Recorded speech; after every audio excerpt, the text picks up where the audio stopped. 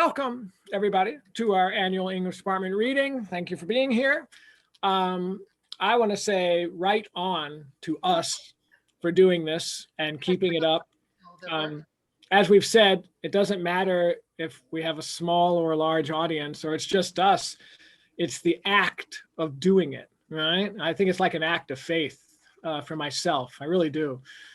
Just like Mike Hillstrom putting together that recital. You know, it's an act of faith in the arts and being creative and keeping that fire alive. So I'm proud of us and glad to be here. And Merry Christmas. And now, okay, imagine yourselves listening to Tony Countryman. Actually, you don't even have to imagine because you are going to listen to our first reader, my neighbor in the college, journalism teacher, English teacher, and just all around good egg, Tony Countryman. All right, Tony, unmute yourself, and I'm going to mute myself. Wait, here we go. I did that. Thank you so much, Ted, for that lovely introduction. And I totally agree with you because this was so tempting to just say, no, it's too much. It just, the act of creating when you're feeling like the world is crumbling is really difficult. And so, even I went back to old stuff, but I just said, no, I went new, and I'm like a new short story, although it will resemble a lot of mine. So I am going to actually call it on the screen because I think last time I read on paper, and it was like, why am I looking down? This way I will be looking out. So let me get it up here first. Okay. All right. This is called Finding Our Way. Uncle Eugene was my mother's brother, and they were very close. There are things I know about him from my memories and other things that were told to me. I think about those things sometimes, but there's no one still alive to ask any questions. Those of us left are all in the same boat as far as knowing his story. Yet I feel an inner current to visit it. I feel sometimes like I'm trying to reconstruct it like a puzzle. I know most of the pieces are made by me, but I feel the pull to make some sense of it all. One Christmas when I was 5, near the tree was a beautiful miniature kitchen, a wooden hutch, blue and white, with shelves and 2 small cupboards, and a table with blue legs and a linoleum top. He was a carpenter at heart, always good at building things, and he had made those for me. None of my siblings or cousins had gotten a gift like this. I played in that kitchen for hours at a time. Then later, my children played with them, and they sit in my basement still. They are in good shape even after more than 50 years and may someday find a place in another child's play world. Eugene was handsome, lanky, and lean, not like many of the men in the family. He was different, not that much younger than our parents, but it felt like he was somehow much cooler. He lived down the street, still in his parents' house since returning from the Korean War. His dark hair was slicked back with the shiny film common in those days, except for a gathering of short curls on top. When I hugged him, I smelt that hair elixir mixed with the lingering fragrance of cigarette smoke. He worked at a shipping warehouse, and he started to bring us huge empty cardboard boxes, 5 foot square and that tall. These were a child's paradise for play. What more could you ask for? Hold on to these. When we get enough, I'll build you guys a surprise, he told my brother, sister, and I. This was not easy. Those crates were perfect to transform into spaceships, classrooms, even churches as well as needed. But we tried, folding them carefully after each use and stacking them in the basement. Eugene wasn't alone. There was Lena. Lena had blonde hair, always pulled back in a French twist of a bun, neat and smooth, evoking Audrey Hepburn. She wore tailored suits and high heels and traveled with Coco, a miniature white poodle adorned with a rhinestone collar. It perched on her lap or beside regally, only yapping at us once in a while or even nipping if we dared approach. Just like everything about Uncle Eugene and Lena, Coco was an oddity to us. Our dogs were mutts who loped around the backyard and wrestled with us on the floor. Lena sat on Grandma's plastic protected couch, a cigarette held between her fingers edged by perfectly manicured blood red nails, and Coco sat beside her, glaring at us as if we were peasants. They were engaged, and Lena had a large diamond on her left hand that I supposed was the engagement ring. They were like the characters in the movies, all polished, smoking and drinking highballs. Our parents were miles out of style in comparison. The stack of cardboard boxes was growing in the basement. Almost every week, Uncle Eugene would stop by in his white work van and unload a few that we would add to the basement pile. My brother was getting impatient. "Let's make a train," Joe said one afternoon as we sat on the porch watching a heavy rain that kept us captive there. "We could just use a few of the boxes, cut them up, make a real train car or two." "But we promised Uncle Eugene," I said. "We have so many, he won't care. He probably won't even notice."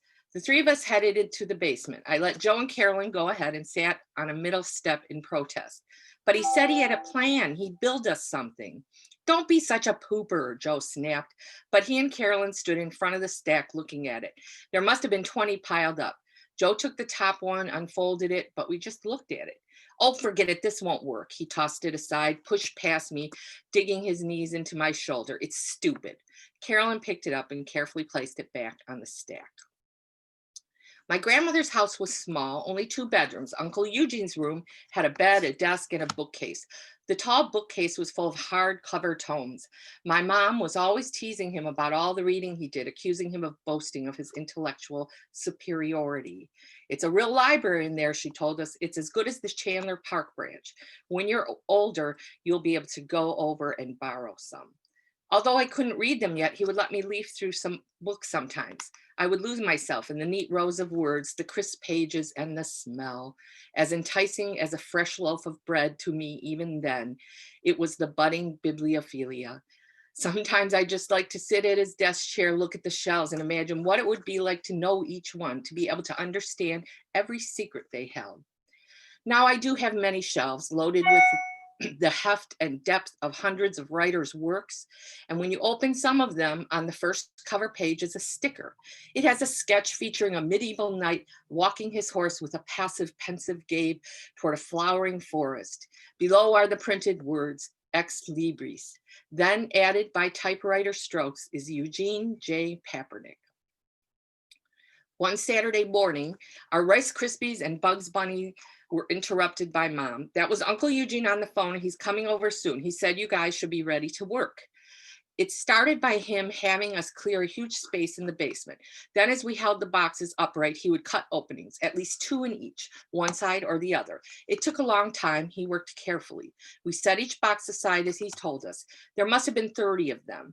When we were done, when we had done all, the basement felt full. Uncle Eugene started moving them, pushing them together, calling to Joe, then Carolyn and I to place the boxes as instructed. The center of the basement was soon a connected maze of them. Uncle Eugene went to the steps and called us to join him there so we could see the whole thing. "Good luck, kiddos. It's your maze now." "Wow, cool," Joe said. "Bet I can do it fastest." "You probably can," Eugene said. "Then you'll be able to change it, paint the boxes, make some signs. If you get lost, be careful." He laughed and went upstairs to see Mom. We stared in awe. It was an unbelievable, sprawling world, and it was ours. Joe was in first, but we were quick behind him. Carolyn didn't wait for me, though. I was not even sure what to do, but I followed, and they laughed and yelled, and so did I. And of course, I ended up in a corner, lost, not sure which direction was out. "Hey guys, help, somebody come get me," I called out. I heard some whispering and then silence. "Not funny, come on, help me out of here." Silence. I slumped down, grabbed my knees, tears starting to pool in my eyes. I called to them a few more times, now afraid that I was alone in the basement. I probably sat there only a few minutes, but it felt like hours before I got up and walked one way. It took me 4 or 5 tries until I came out back at the start. The 2 of them stood there, arms folded, then they burst into laughter. "This is great," Joe said as he ran back in. Carolyn took my hand this time. "Come on, I think we can beat him." We hosted years of maze tournaments. We became the place to be and garnered many a friend with our basement of boxes. One day, when Uncle Eugene was in Korea, Grandma and Grandpa got one of those telegrams. Mom told us how Grandma was hysterical. It said that Uncle Eugene was missing in action, likely a POW, and they would keep us updated on his status. As Grandma wailed, my mom went to find her father. Grandpa Tony had gone to Eugene's room. He lay on the bed so still that she was afraid he had died. But when she touched him, he looked at her, shook his head, and then turned to the wall. He did not leave that room much for months. He did not speak much either. He did not go to work. So eventually Grandma went to the Chrysler factory and took a job. They did not get updates. They all grieved. One day, an Army nurse at a hospital in Baltimore called. Eugene was in a bed there. He was weak and ill, but would be okay. He wanted them to know that he would be home someday soon.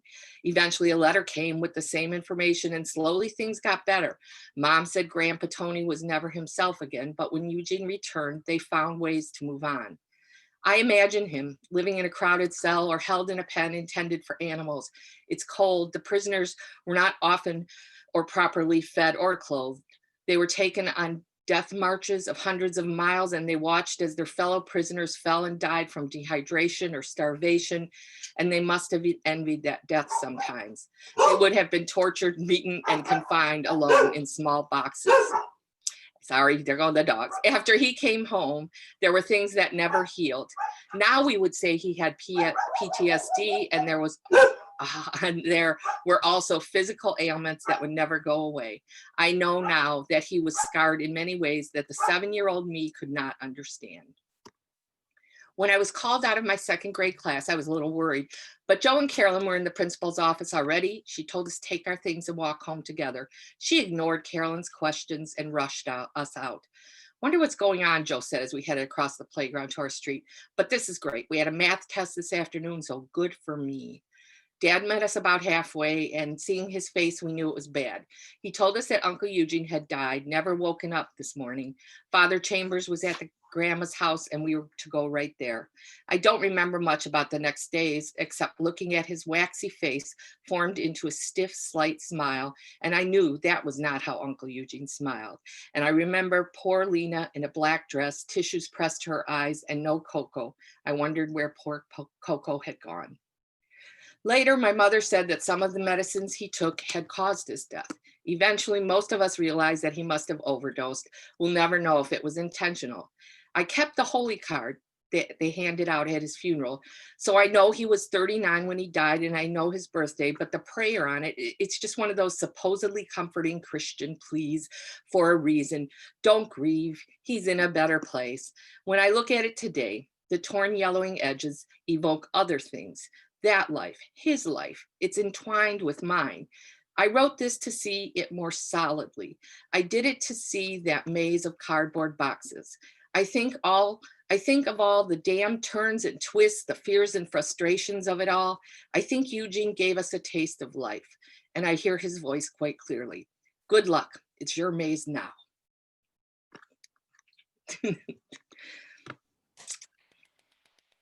Thank you. Okay, I got through that one. Sorry about the dogs. I thought I was safe. They were downstairs and they came up. I thought the dogs added to the mise-en-scene myself. So, that's well done, Tony. Nice reading too, by the way. Really, very cool. Now, prepare yourselves for, we have among us Odysseus in his RV, traveling with a oar to plant in the earth where the people do not know of the sea. I don't know where he has to go to eventually arrive there, but there he is, right? You know him, you love him, Gabriel DCO. You've come back to us. Hello. And read your stories. Take it away, Gabriel. I had a couple mishaps trying to log on, but log on I did. Okay, let me open the folder where I put. Okay, so I have 4 pieces. I'm going to give you a little bit of index as to what I'm reading, and the first one is as a short poem. Since I got here, I've been, I don't know, discovering things about myself, remembering things, and so this is one of those things that I remember. And then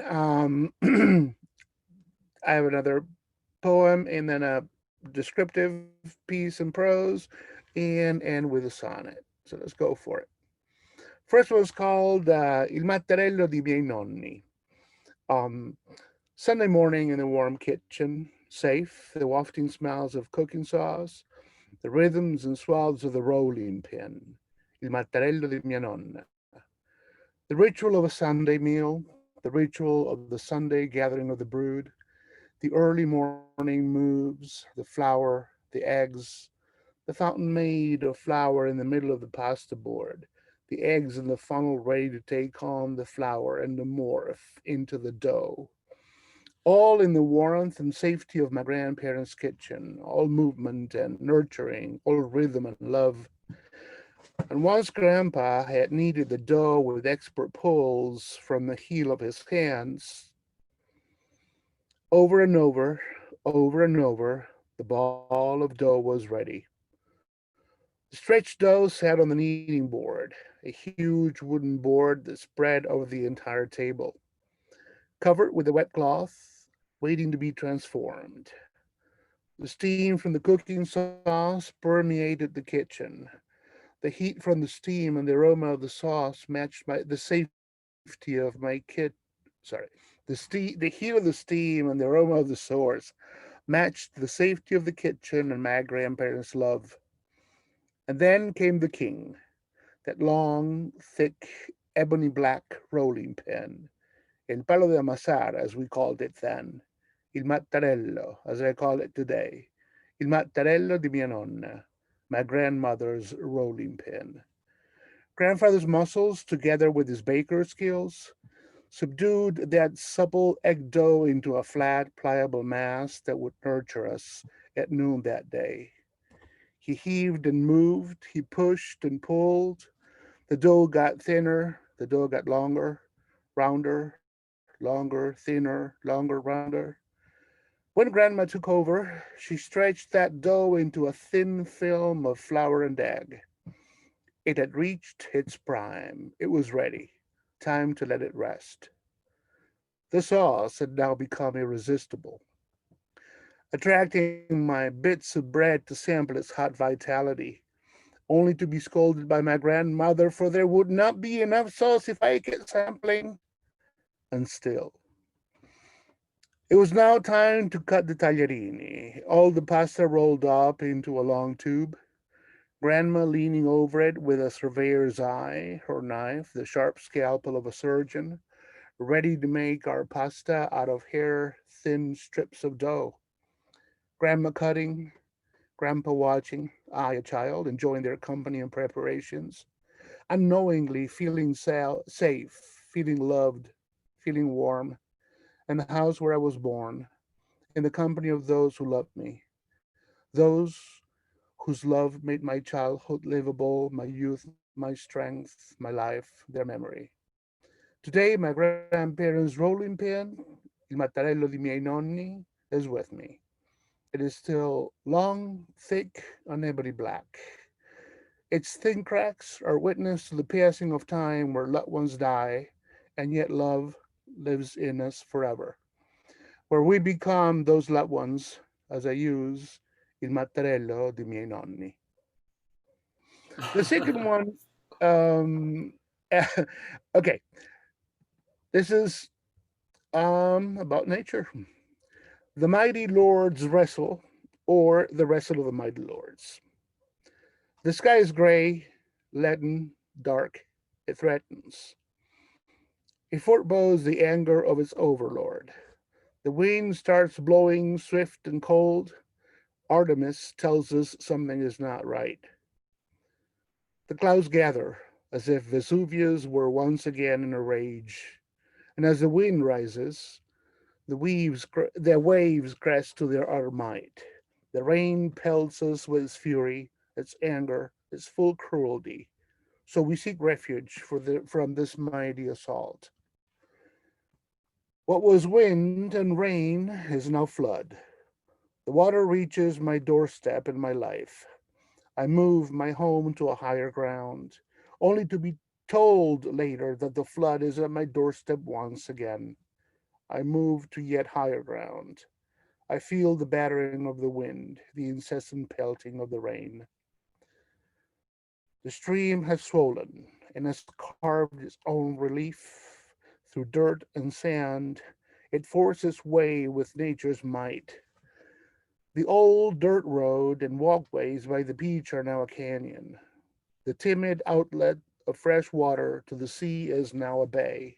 Fresh water has won. Water, water everywhere, said the poet. Water to behold, to learn from, and to respect. And here's the descriptive piece. Thank you. This is called Sandy Patch.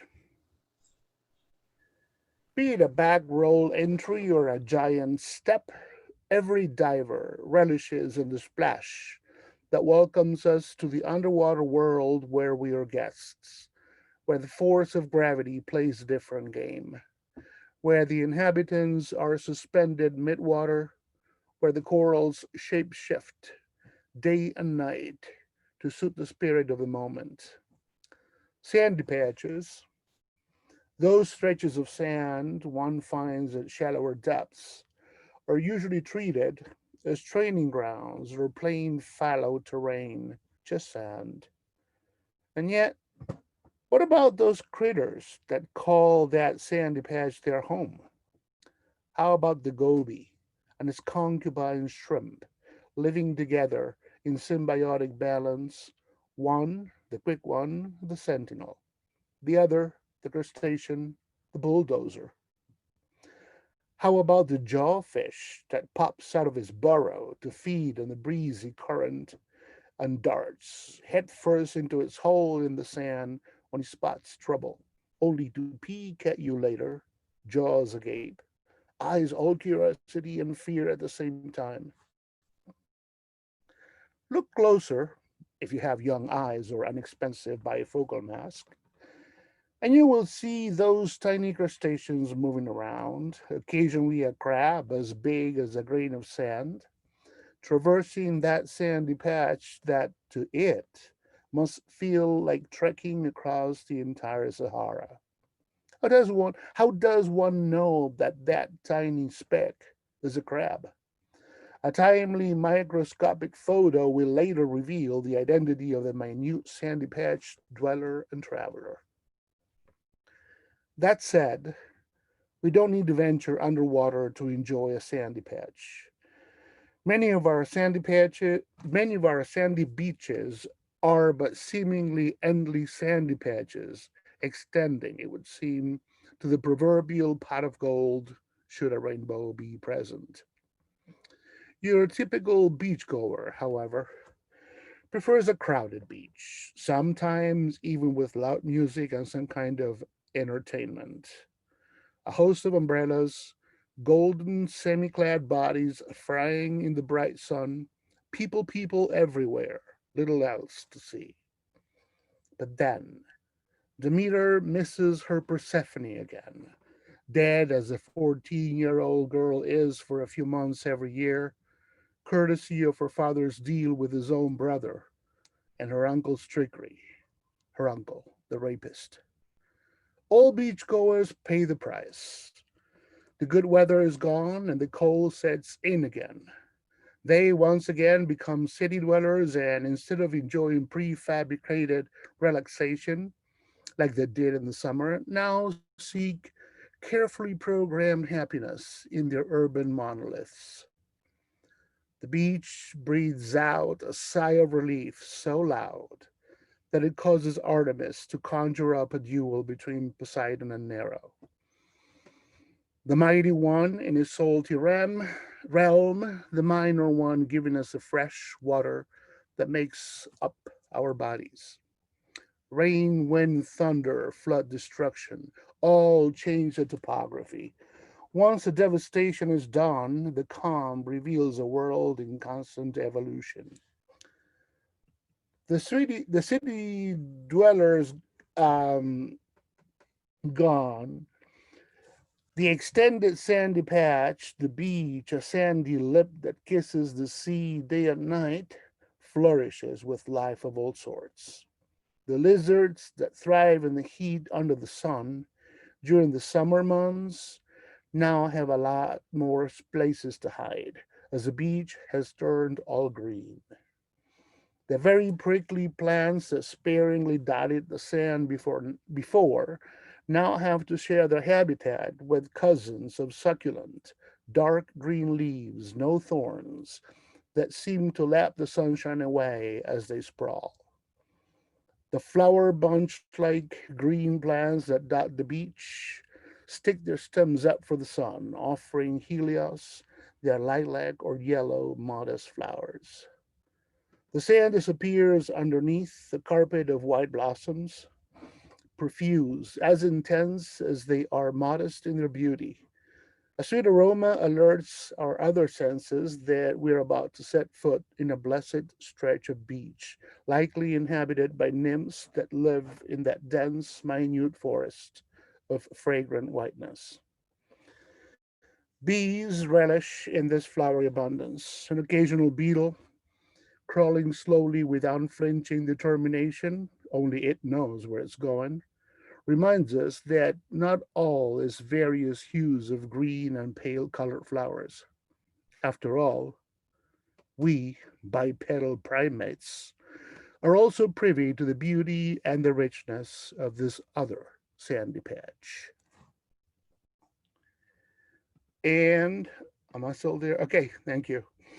And then my last piece, um, this has a little intro to it. The other day I found, I ran into a production of Shakespeare's sonnets by some really, really big names and some names I didn't know that I would like to know. And I thought, how come I never wrote a Shakespearean sonnet? So I did. And yeah, the hubris right there. Um, I, I'm talking just about the structure, the quatrains, the couplet, the rhyme, and the uh, iambic pentameter. That's it. Okay. So here goes. Son by me. A boy whose mother loved the arts to teach thought he might like to teach the arts as well. Small as he was, he knew his goals he'd reach, despite the naysaying. In pedagogy, he would dwell. At 12, he knew that English was his bliss, English his love, one day he'd teach galore. An English teacher, and what else would hiss those who thought you should aim for much, much more?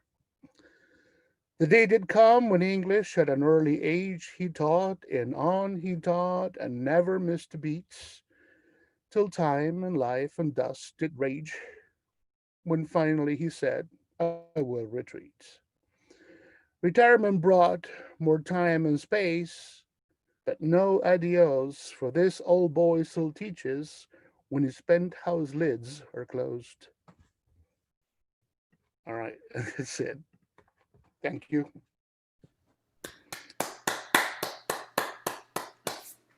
Awesome. Thank you. Thank you, Gabriel, for joining us from so far away. Yes. At 1 in the morning. Yeah, Oh gosh, nice. I think you should send me that sonnet. Yeah. And I should make a board bit about this event and use Okay. it. I need your Oh permission. yeah. That in the email. Yeah, it's I'd perfect have for it. us. I'd be happy to do that. Yeah. Nice idea, man. Yeah. And- And hey, since you're retired, you can maybe tweak it, put a little more of an edge on it for the board. Add a couple like spicy words. Call it a variation. Right. Variations on a theme, Gabriel. Right. Right. All right. About Okay. the stifling bureaucracy. Can you fit that in somehow, Gabriel? Yeah. Oh my gosh. No, that would take like a 10-chapter book. I tell you about that. Stifling bureaucracy and the Find a mafia. different- And then we'll talk about that. A different form, maybe a villanelle for that. Might be. All right. Our next reader, our colleague, many a time, Catherine Grant and I have talked at the doorways wondering why our students don't recognize our magnificence and consoling one another. And she's one of ours, and she's reading yet again, thank goodness, and she has a fantastic white couch as well, which we can't help but admire. All right, Catherine, take it away. These are very last minute creations. These are super duper current. These, I guess for reference, my kids are 5 and 3. So as always, these are going to be family oriented. One is short and one is even shorter. This winter, we won't miss the chance to play in fresh snow because we have to leave first thing in the morning for school. This winter, I won't feel the need to buy a second pair of snow boots and snow pants specifically for preschool. We made the decision to homeschool Avery this year due to COVID and what I felt were a lack of precautions at the preschool she attended the prior year. We have found a great joy in being so involved in her learning experience and even catching her quizzing her brother, who's 3, on which word was bigger in a pair, lawn or laundry, and he got it right. Homeschooling was never on my radar, quite the opposite, in fact, but here we are enjoying this surprising opportunity. This winter, I won't have to drive home in a snowstorm in the dark after a night class with my kids in the back seat. Last winter, there were multiple terrifying late night drives. Once I had to pull into a well-lit driveway of a stranger where I knew I could also turn around to de-ice my windshield wipers because I still had another 15 minutes on the road before we were home. And my husband was away on a business trip. This winter, I won't have to pack a winter emergency bag for my car. We live out in the country, and due to car seat safety, the kids are often only wearing a fleece jacket when we are out running errands. For quick trips to the store, I often forgot to grab their winter coats. So because I worry too much and overthink things, I used to have a black duffel bag packed with extra coats a size too small, spare mittens and hats, dry socks for the adults, and a spare pair of sweatpants for me, just in case. But this winter, we aren't going anywhere. The kids are not running errands with me. They're not going to gymnastics. They have been home. This winter, we won't be checking the weather in preparation to visit family a couple hours away. This winter, we won't see family for Christmas. This winter, we won't sleep at my mom's house for a weekend around the holidays with my brother and his family, as we chose to cancel both Thanksgiving and Christmas. The last time I saw family, we went to a pumpkin patch in October and wore masks even outside the entire time. I haven't touched my niece since February. She turns 2 in January. My husband and I fought about going to the pumpkin patch because he was worried about the risk of being around my brother and his wife. She works with COVID patients as an ICU nurse. My brother is a vet tech who still works at the hospital. They are our risk. I haven't figured out how to explain to the kids that we will not see Grandma and Grandpa for Christmas. This winter, we wait. We respect boundaries that have been put in place to offer protections to the community. We pray for a return to some form of normal, but realistically, I don't know that we will ever see normal again. I believe it will always be the before and the after. Thank you, Catherine. Thanks for taking the dive. I felt the same way. Thank you. Thank you. Yes, quite nice. They're very just heartfelt. All right, our next reader, debonair, dashing, unpredictable, me. Here I am. So, all new work. This first piece, there was some time ago, Tupelo Press put out a call for a contest for quartets about living in the pandemic, 10 to 12 poems. So I thought, oh, I want to try to do something unique. And I decided to write poems from the point of view of birds watching us, and different birds, and would therefore connect with different themes. And I called it a testimony of birds. Of course, I received no accolades, no awards, no acknowledgement. So apparently it wasn't a very good idea. but I really found I like the poems. And what's interesting is I make no mention of the pandemic. So they've become, I've sort of continued them. They're more just, I think, meditations on human nature. So I'll read a few of them. I'm not gonna read them all. I'll start with the first one, actually. The Starlings. We've watched you from our nest, removing bits of useless twig and dreaming of blue eggs. You kneel more often than you did before and look as far as summer days allow for feeble prophets to clatter blind sticks along your empty roads. Just look at us. We dart between the leafy chapels under arching trees like little Vikings plundering new treasure. Once, every one of us stopped our singing to watch the cardinal beat blood-red wings and take a spider, green as mint, from its invisible house with surgical grace. You wonder at our point. Your silver dragons no longer haunt our sky, and we can see when pebbles fall from stars. The robin. I think about the children who hatched and begged for dainties found below the chinaberry tree. When I spy you pushing strollers, gently talking of the life to come, as if convincing a face in a mirror. I don't particularly know my kids. They grow up fast, joyriding after dark, and wondering how long it takes to fly beyond the clouds. I watch you frown, sitting on my eggs while hubby works his carpentry, when the question like a sudden talon catches at your heart, will their wings not keep them safe?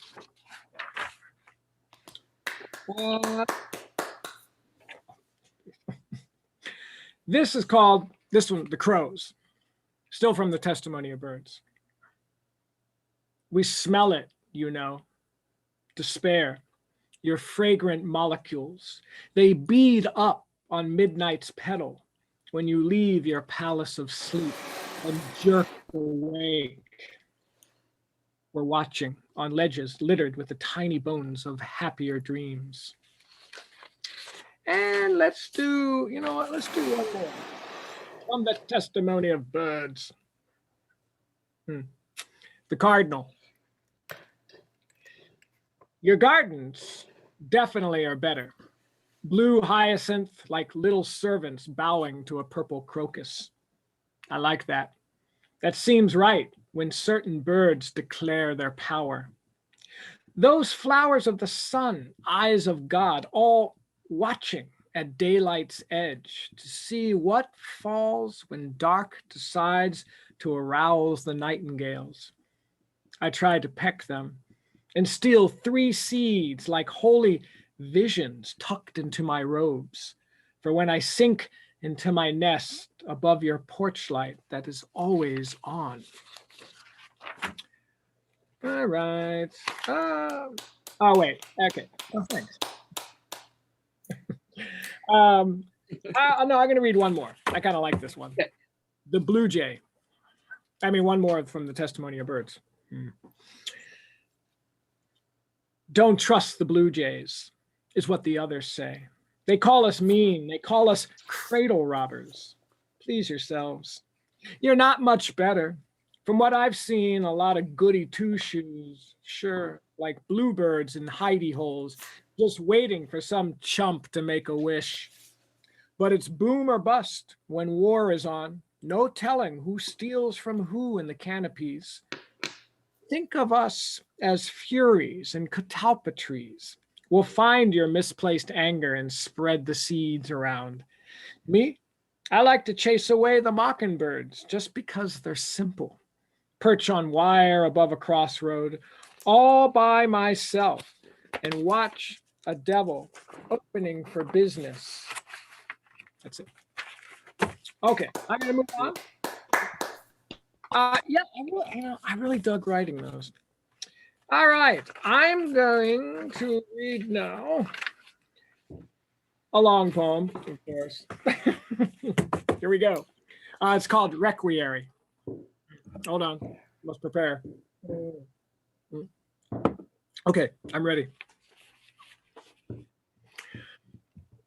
If like me, you imagine scenes from other lives, when we walk along the wrong meandering path, surprised by a memory of innocence, like cupped hands around a shout.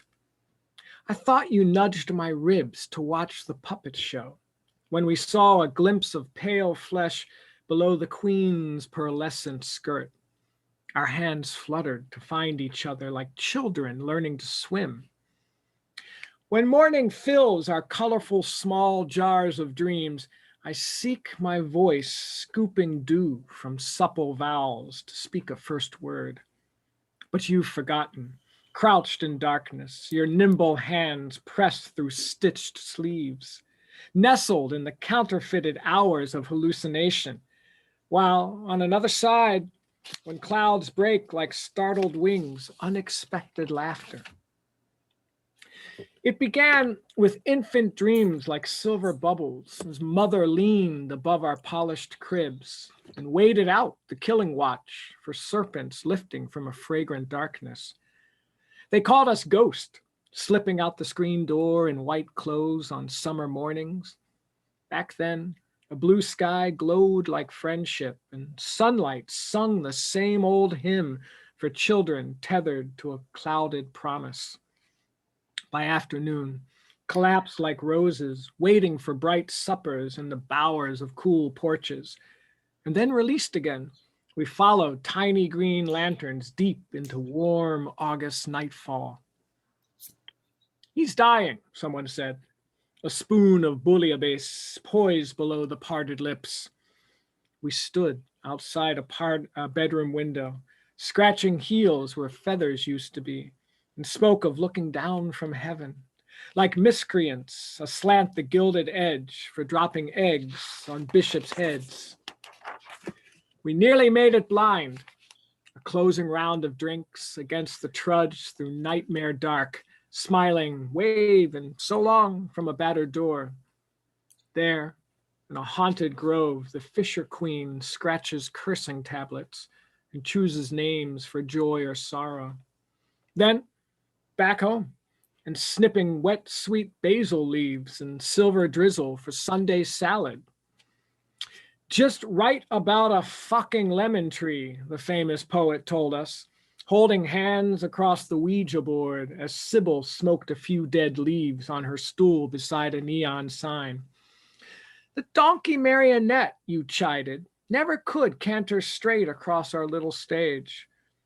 But I didn't hear a word, tilting Don Quixote's lance between two fingers pushed through paper armor, fighting wooden dragons and rescuing distracted maidens, admiring the view from lofty towers.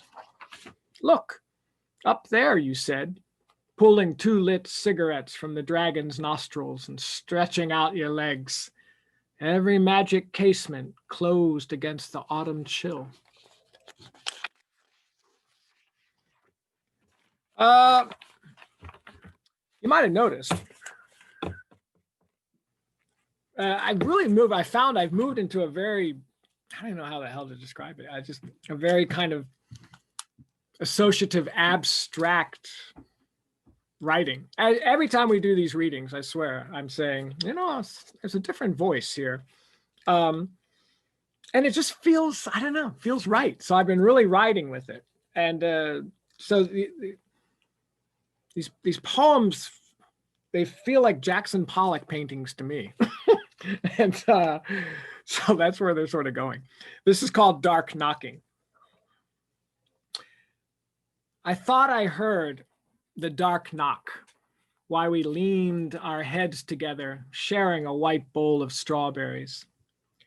Go swing the salad basket, child, and beside a glowing river like the fallen angel who taught me different language. I swung and swung while blue jays circled round my head like a knotted rope. Between two grasping trees, the haunted hammock hung. Push us, little boy, urged a pair of breaths. Make us feel alive. When I awoke, my heart no longer leapt like the boy who drank enchanted water and turned into a deer. My eyes sewn shut with ribbons flung away in the lover's chase. But I'm not dead, I cried aloud, as they shook me out from the hive of old and dangerous dreams. Okay. How am I doing? Okay, I'm gonna keep going. Okay, a couple more, man. Just a couple more. So I have a character that's been popping up, imaginary child. And it's just, there's a series of poems now where imaginary child is in them, and there's these different scenarios. And I'm going to read this one. What the hell? Interesting. I had written a version, and then I realized, wow, these are two separate poems. Good God, what was I thinking? So I separated them. And then the second one, I was like, oh man, this needs revision. It's like way overblown. So I really chopped it apart.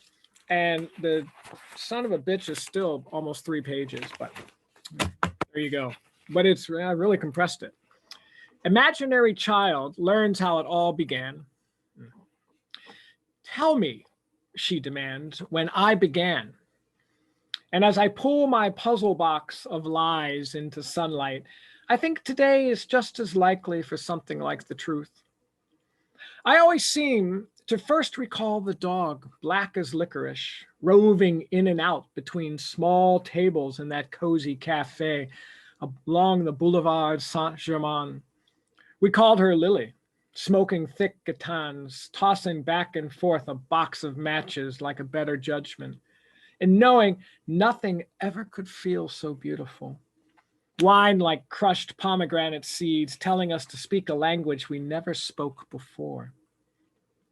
How can I tell you why we three believed? For you were there, enfolded in a husk of promise. Something rare we found, we understood, when a scent of rain and muffled laughter, footfalls, curls of smoke above the chestnut cart by a street lamp, wise with so much watching, conspired against our helpless hearts to lead us nearer sensual belief in provident desire.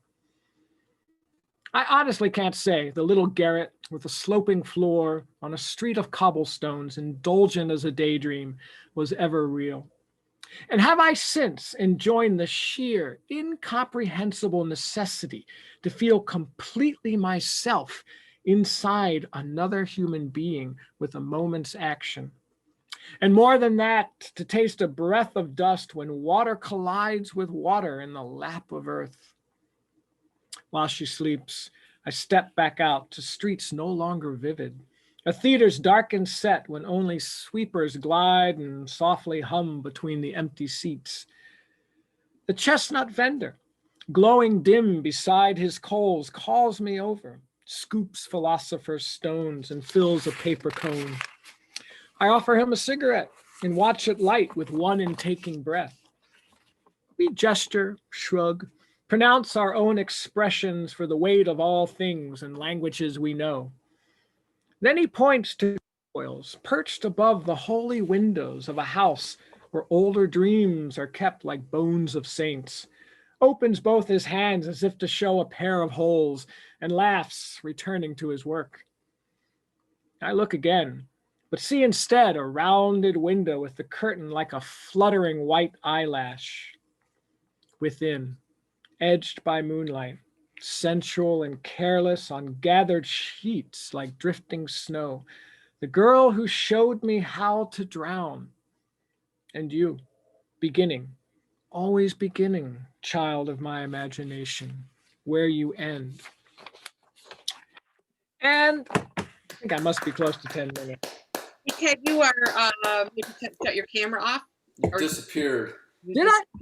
He's just Oh, I gone. like that. Yeah, that's nice. You know what? You got so motivated by your reading, Ted, you bumped your cable or something. It should just be my voice. You know, it sometimes happens. I don't know what. There's something possessing my machine. You're back. One last one. And this is actually lyrics. Tara Singer and I have been, I think some of you know this, we've been working on some songs together and jazz tunes, and have been writing the lyrics, and then she puts in the music, and she's actually getting set to start recording the first of a number of ones we've done together. But this last one, I shot her some lyrics, I don't know, some months ago. And I really like these particular lyrics. And then she just out of the blue, we were talking, she's like, you know, those really stood out to me. And I was like, I'm glad, because they stuck out to me too. So I thought, no, why not? They're lyrics, but I'll read them. It's called Rowing. The wind is blowing cold across Desolation Row, but you've heard that sung before. While mortals live and die beneath the storming sky, the poets always keep the score. If squalor, misery, and pain to every life's the same, then I guess I'd better say it again. I've got one foot in the rowboat, but a little life left to spend. Prophets know it too, scuffing old brown shoe while they stare up at the stars. And hobos throwing stones from railcar thrones are the ones that see afar. They lean into one another and call out, hey, brother, there's something coming round the bend. Yeah, we've got one foot in the rowboat, but a little life left to spend. So bluebirds on the wing know why they gotta sing when daylight's a commodity. And creatures of the moon who taste the dark too soon are inclined to agree. The leaves are turning as we speak, so take my hand and have a peek at the promise time pretends. You've got one foot in the rowboat, but a little life left to spend. Woo! Love that one. Very nice. Saucy. You know, I could just keep reading. I mean, it's so fun. I've got all this stuff, but next time. All right. Thank you. Thank you for your indulgence. Oh, I disappeared again. Son of a gun. What the? He was just gone. What the? I know. That's weird. That's strange. Camera is possessed. Camera's possessed. Now, We always had to baby him. ladies and gentlemen, let me turn off this bright light. Oh, there we go. That's better. Spooky darkness. We have now a colleague, right? One who's been among us, right? Always surprising us, sailing along, right, on the waters of her churning rhetoric. And she brings to us yet again, right, a treasure, right, from far-flung places. I am speaking, of course, of Anne Humphrey. Thank you, Ted. Thank you. At the last Typewriter Factory, I wrote something about Star Trek, and at the time I'd only been watching Star Trek like 3 weeks, but at this point I have been consistently watching Star Trek ever since. So since about mid-April, I have watched almost nothing else. And on some days I watch 3 or 4 episodes. With that background, here's my current Star Trek essay. I've moved on from just marveling over what in the world is Star Trek. I started watching Star Trek because someone significant in my life is a fan, and I wanted to know him as well as possible. Even he, though, told me after a while that my intake rate, enthusiasm, and total focus on the shows was a bit overwhelming. That started me thinking, and it took me months to figure out why I am so drawn to Star Trek. Then it came to me in a flash, as so many things do, in the shower. What is overwhelmingly compelling is that the Star Trek crew members are constantly conquering of their own fears. They are prioritizing discovery and learning in face of the routinely inconceivable, which in this case is an accurate definition, not an oxymoron. And they also maintain their ethics, individuality, humanity, and commitment, no matter what the horror or danger of the week. Fear is natural in every situation they encounter, every single episode, but they seem to have little time for it. They have more important things to pay attention to.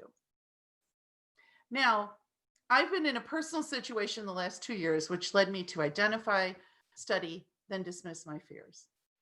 I went on a lot of mental trajectories and loops in this process, which came to involve not just my fears, but the fears of others, the fear feedback loop that intensifies all fear, and the life strangling effects of fear. I came to understand that fear has ramifications far more far reaching than what could be caused even by the worst case scenario. Fear blocks us from living. And I've recently had to negotiate a reasonable mental balance between safety and risk management, a perch that would keep me out of the dungeon of paralyzing fear. I first worked on what would minimize or mitigate or manage current risks. Then I endured the worst case scenario more than once, and I kept moving forward. I thought that I had fear totally on the run. Then I started watching Star Trek. Star Trek made me realize that I am only a beginner in the field of fear mastery. The strength of the Star Trek characters as they face new horrors each episode and maintain their composure showed me that I do not want only to survive the worst. I instead want a life where there is at least some fear. In the fear is their growth. Confronting horrors allows them to push human limits. They know that nothing is worth the bother unless there's some risk. The totally safe is not exciting, not challenging, not stimulating, not meaningful.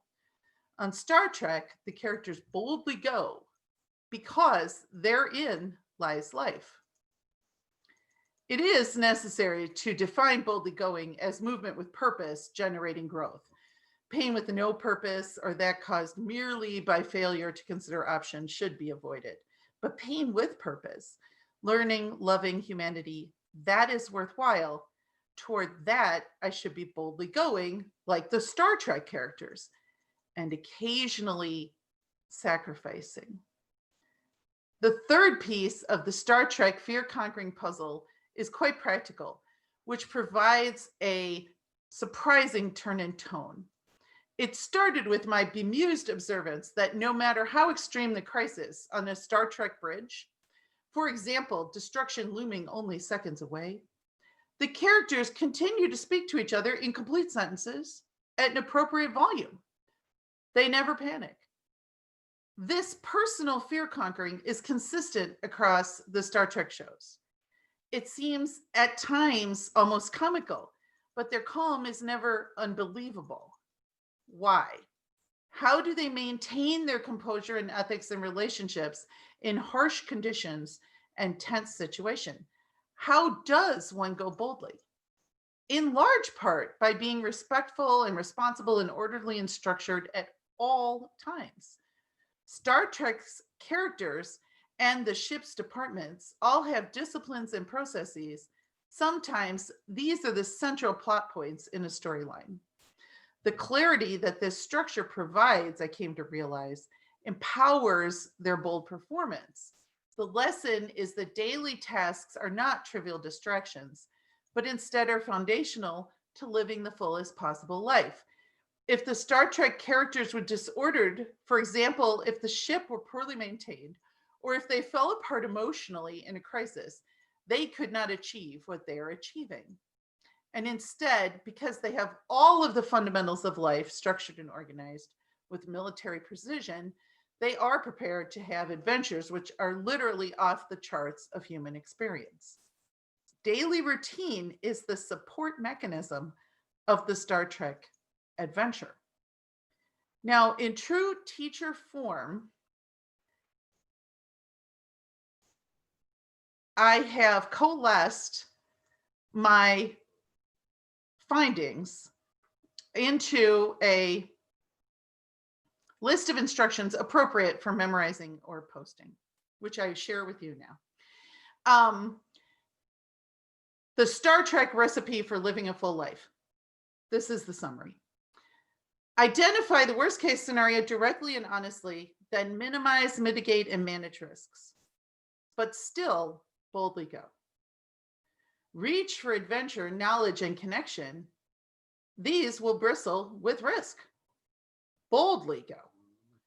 Maintain the disciplines of strong mind and body. Be ready to boldly go.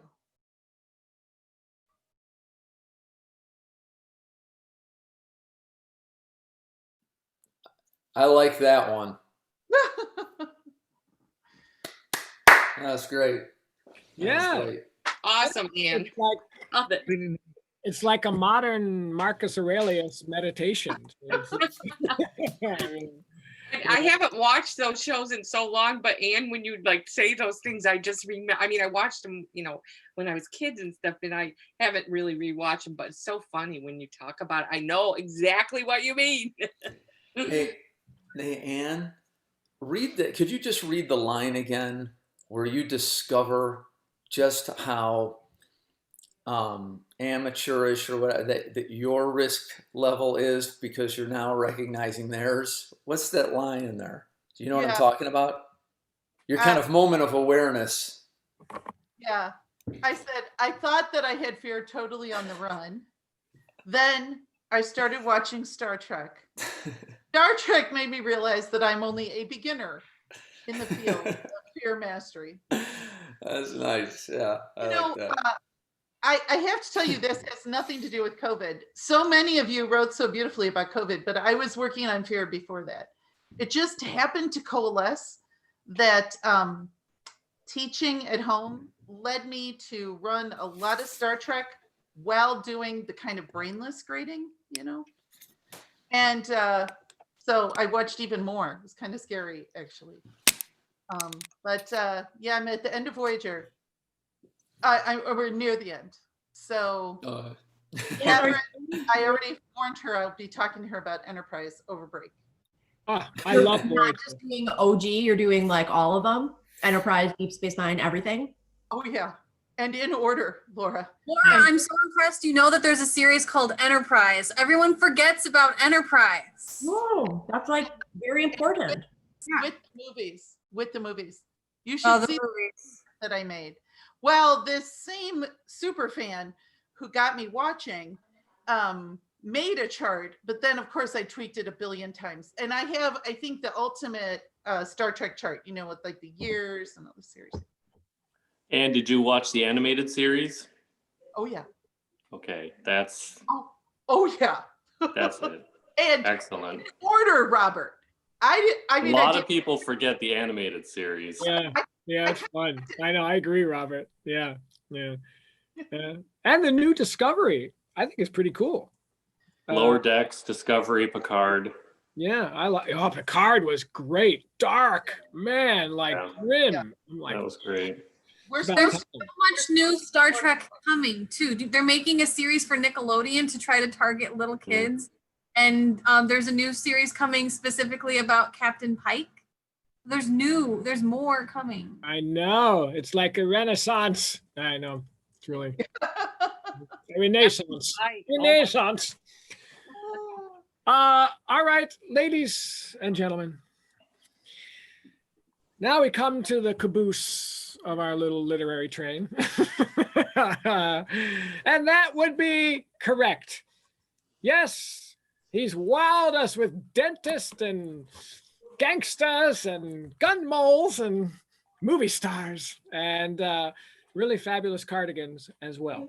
I'm speaking, do I even need to say the name? I will. Robert McCord. Take it away. Yay. Thank you. That sounded like a new crew for a new Gilligan's Island or something like that. I think that someone should work on that idea. Okay, so I'm going to read, nobody remembers these things. I don't know. I read the first part of chapter 1 of the current novel I'm working on. And it's very dark in here. I'm trying to see my time. Okay. So that, I'm not going to, I read the first part. Chapter 1 is going to work. It was entirely going to work. Okay, this is called Fox Glen. And it's about a guy who works at a community college in Northern Illinois. No coincidence at all. Lives in a small town It's kind of a suburb, outer suburb of Chicago, completely, absolutely unconnected to anything. But well, then there are lots of things there and things like that. So, interesting, because I'm looking at, this is my old version. It originally had a different title. I'm calling it Fox Glen now because I'm afraid of my first title, which I still like, but I'm afraid of it. I originally called this whole project A Pornography of the Mind. Oh yeah. I still don't know what that, pardon? I vote for that. Just want to throw it in there. I don't know what it means, but I was driving in the Target parking lot and I had a vision of a pornography of the mind. And since then, I've been trying to figure out what that means. I've never had a book that started with a title, but this one, so I may go back to it. I chickened out, but who knows? We'll see. Anyway, that was chapter 1 is just driving to work. 3,000 words of driving to work. So chapter 2, I'm going to do 10 minutes of chapter 2, and he's at home. So yeah, that's enough explanation, I guess. Okay, so chapter 2, I'll keep it as a pornography of the mind because that's what it says here. The drive back home was the same except in reverse. The traffic was different depending on what day it was and when Dan was finished. Teaching is an odd profession with no fixed hours. This semester, he had a late 4 o'clock class twice a week, and so he was driving in the midst of rush hour traffic. It wasn't much being this far out from Chicago, just local traffic really, but it was more than what he normally encountered. And being January, it was getting dark at this time, 5:30. The headlights illuminating the falling snow. The rainy part had stopped with the declining temperature. The roads were fine though. Once in the garage, he entered through the so-called English basement, which was above ground. He lived in a split-level house and not the typical 2 floors and a basement house that populated the suburbs. The furnace, washer and dryer, his elliptical, Nova and Luther's workout bench and weights, and various boxes and shelves populated the English basement. It was well lit with 2 banks of overhead fluorescence, a large window with plants on white plastic shelving, and an old TV. The garage had a rarely used boxer's punching bag. Nova's fencing sword and white cotton uniform sat unused among the basement clutter. It was the warmest room in the house in winter. Like the garage, it held the family memories of past sports, clothes, games, and art supplies.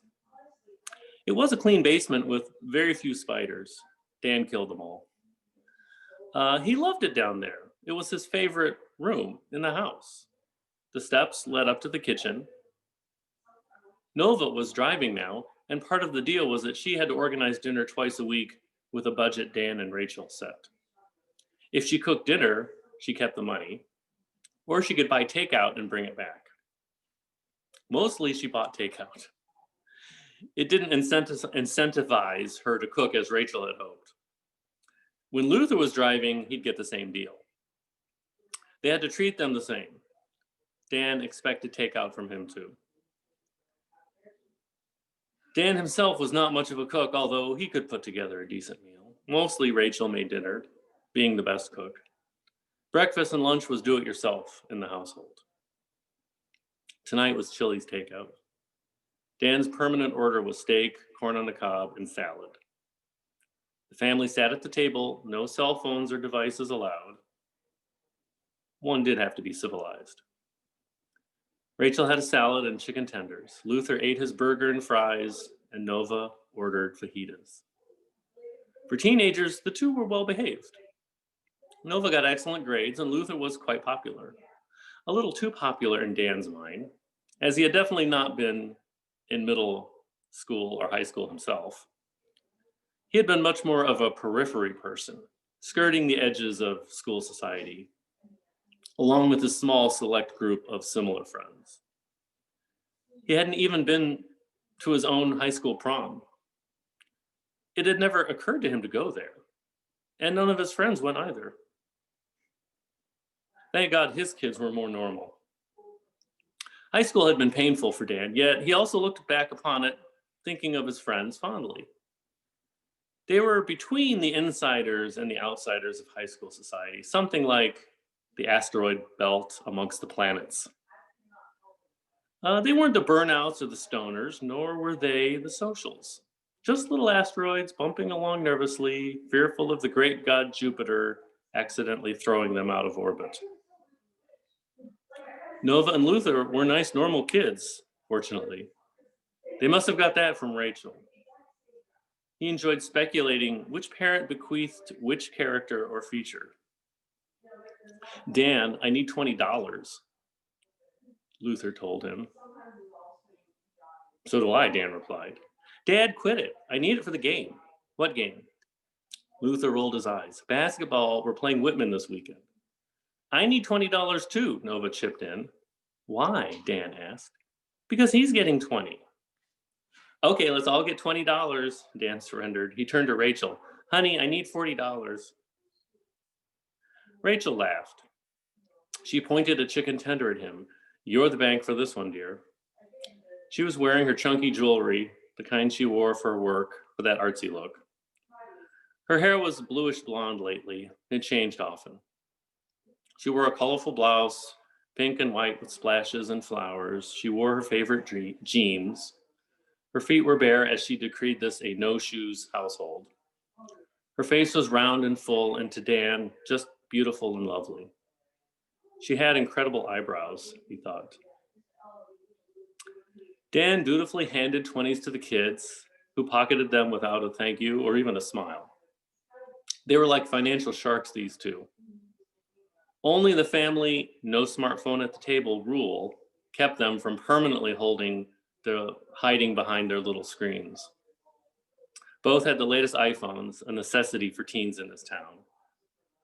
Pity the child with an Android phone, a sure sign of poverty and neglect. Dan was cutting into a steak when Rachel told him, I'm looking at houses. Dan said nothing. The kids said nothing. The kids drank massive restaurant sodas. There were no sizes anymore, except enormous. Dan drank a bottle of Dasani, his favorite. He could taste the difference in bottled waters, and he was a little bit proud of that. Rachel had her wine in a tall stemmed glass, one she had gotten at a thrift shop. The glass, not the wine. German white, by the way. How's the market? Dan asked, unaware of the significance. Prices are good, she replied, and mortgage rates are still low. Rachel gave him the serious look. It didn't take. Nothing can beat this place, right? He said, waving his fork to indicate everything. God, I love this house. The kitchen is old, she retorted. Needs to be gutted. The basement needs finishing. The kids' rooms are small. That perked them up. Yeah, my room's like a closet, Luther added. I'm sleeping in my own coffin, Nova whined. We need a new house. We're not kids anymore. Yes, you are, Dan countered. You've got all the room you need. The basement is like your very own teen center. I need studio space at home, Rachel announced. I just do. But that's why we got you the place at the mansion, Dan reminded her. She rented a small studio at Packwoods Manor, an old 19th century pile near the city lake. The Packwoods were one of the founders of Fox Glen and still a powerful family. They had gotten their money originally from selling ice harvested from the lake to Chicagoans in the 19th century. Andrew Packwood, the founding father, built his mansion near the lake. Later generations sold it, and it was a seminary for a few decades, with a dormitory built onto it for the young student priests. They were now studios, art studios, and the mansion ran as a nonprofit arts foundation. Shows and fundraising soirees were held monthly, and various educational programs for children, teens, and seniors were run there. Rachel was a painter, and a good one, he thought.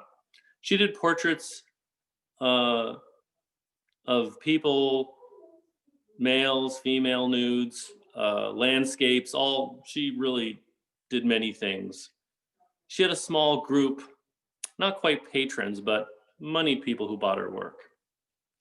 She sold her art at a gallery in the fancy Oakbrook Center, among stores like Neiman Marcus, a Tesla showroom, Tiffany's, Burberry, Coach, Rolex, and such.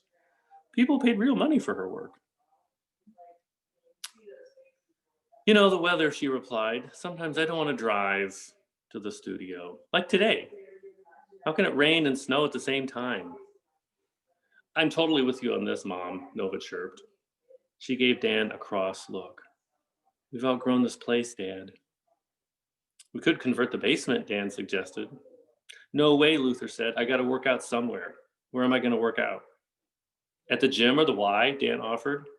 We'll renew our membership. But the weather.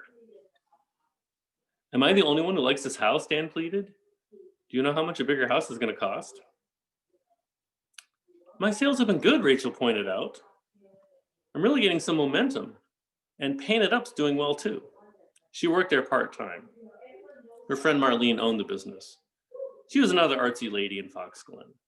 They constituted their own tribe in the suburbs. Middle class were more often upper. They supported arts programs, galleries, and did their dabbling at various studios. They were often also the ballet moms, the theater moms, youth orchestra moms. Mostly they were moms, but a sprinkling of single, childless women, young and exciting. Older ladies with their kids out of the house, or real artists with husbands who were lawyers or doctors or in finance, or actual real artists. Where the creative men were was a mystery to Dan. He'd been at all the soirees and art openings, fundraisers and luncheons. The men were mostly dutiful husbands, perhaps like himself. There were few artistic men in Fox Glen, except for some writers like Dan, unpublished and solitary, and perhaps an unknown painter or a carpenter, a cabinet maker. None of them attracted money or galas or fundraising. But I like it here, Dan whined. I don't want to move. I'll find us the perfect place, Rachel promised. You won't have to do a thing. It's all online. I've got a realtor lined up already. She gave him a business card. Helen Glass. I met her at Paint It Up, Paint You Up. She's fabulous. Dan looked at the card. An attractive woman in her 30s looked back. She had that realtor look. Not the typical blonde helmet hair, pearls, and overwrought smile. She had a softer look with long brown hair. She looked a little more delicate, even somewhat otherworldly, if such a thing were still possible today. Dan thought she looked like someone from the past, someone in a black and white photo, like an actress. She looked like Mary Pickford, he thought. Already? Couldn't you have asked me first? Dan returned the card. Keeping it was a sign of agreement. No worries, dear, Rachel assured. No pressure at all. I'll just find a few houses we can look at. I told Helen it's very casual. We just idly look. You'll love it. She's so sweet. Just look, Dad. God, Nova moaned. You make me do a million things all the time. You made me join the Boy Scouts, Luther reminded him, and it sucked. All right, groaned Dan. You'll never let me forget that one, will you?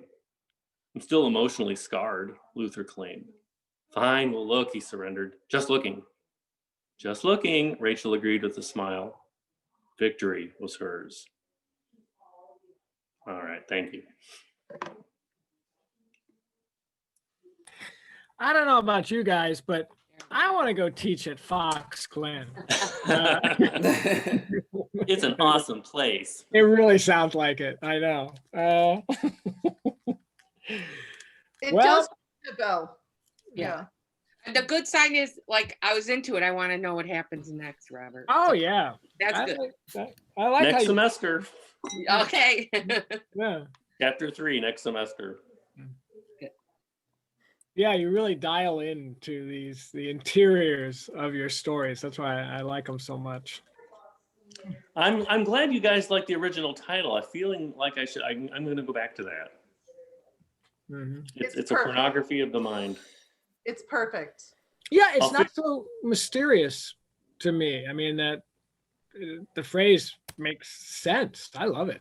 It's like, yeah, it's complex. To me, it does, but I don't know how. But I guess I'll write the book and figure it out. Yeah, and then we'll talk about it. We'll have a little seminar. We'll call it Pornography of the Mind. That would be advertise great. it at MCC as well. Pornography of the Mind at MCC. Right. Board. And I think you should present that to the board. Oh, I'd love that. Yeah, board bits someday, right? Well, That's it. this has been fabulous, everybody. I mean, come on. Yeah, give us a hand. Once again, we have prevailed. Let's hope, right, that our next one, perhaps we could actually do it live. We shall see. But regardless, we'll do it again next semester, right? We have not, I think we're pretty committed now. But I'm hoping it'd be nice, again, to be in a room and see everybody. So, yes, Toby? I have one small request before we wrap up here. I've got you all in gallery view, and you've got quite the collection of rooms and appearances, and it's all very lovely. It sort of captures the vibe of all these writers coming together with their eclectic tastes and opinions. So I would like to make a request, as I take a little screenshot here, and you all briefly make an effort to look characteristic in your little portrait windows. Ah.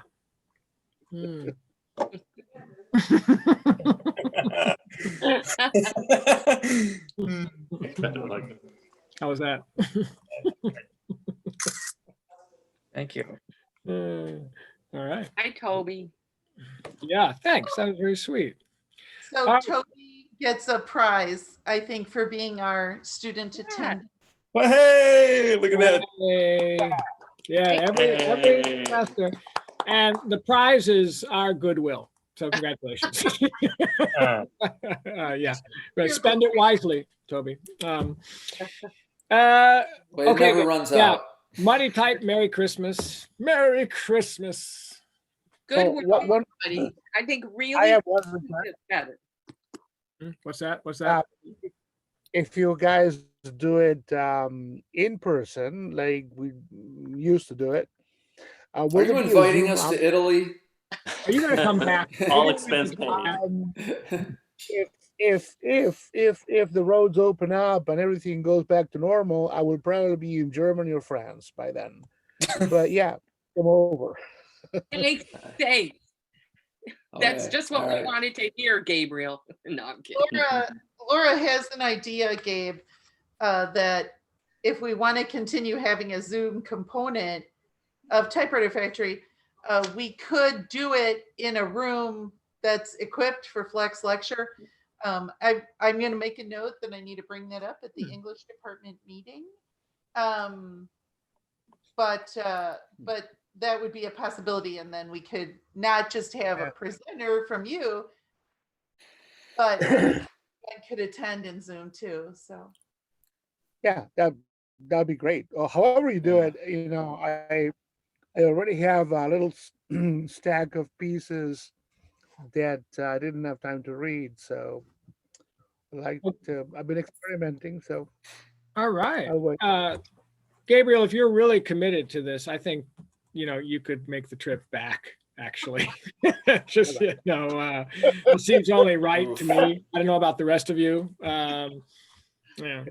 So I think you should think about my boys, it's not just me. My boys are sleeping back there. Oh, yeah, I know something about them. Right. And so there's three of us to travel. And trust me, I don't want to travel with them by plane again. I don't blame you. Not- No, it was you are good, the but- true pilgrim, son. Well done. And like Tony said, stay well, everybody. All right. I am going to go eat some dinner. I assume the rest of you, and I'm going to have some more wine. Nice to see you. Yeah, there's Tony. Take care, everybody. Yeah. Bye, everybody. We'll see you. Well, we'll see See you you around. guys. All right. Okay. Take Bye. care. Happy holidays. Happy holidays. I getcha. So long. Bye. So long. Goodbye, Care. everybody.